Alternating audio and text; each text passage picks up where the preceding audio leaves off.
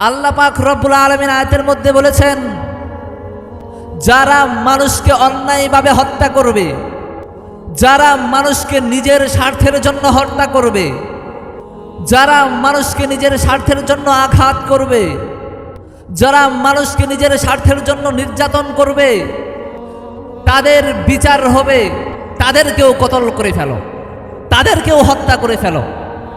যারা নিজের স্বার্থের জন্য অন্যায়ভাবে অন্যকে হত্যা করবে। আমাদের দেশে হচ্ছে না?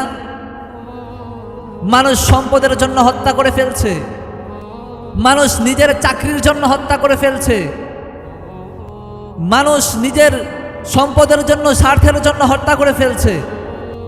ওই সমস্ত মানুষের বিচার হবে তাদেরকেও হত্যা করে ফেলা। আল্লাহ পাক রব্বুল আলামিন ডাইরেক্ট কোরআনের মধ্যে আদেশ করেছেন, যারা মানুষকে অন্যায়ভাবে হত্যা করবে তোমরা বিচার হিসাবে তাদেরকেও হত্যা করে ফেলো, তাদেরকেও কতল করে ফেলো। যারা মানুষকে আঘাত করবে বিচার হিসাবে তাদেরকেও অনুরূপ আঘাত করা হোক। যারা মানুষকে জুলুম করবে বিচার হিসাবে তাদেরকেও সেই জুলুম করা হোক। কিন্তু আমাদের এই মুনাফিকের জামানায়, আমাদের এই জালেমের জামানায় এই সমস্ত আল্লাহর আইন বিচার নাই।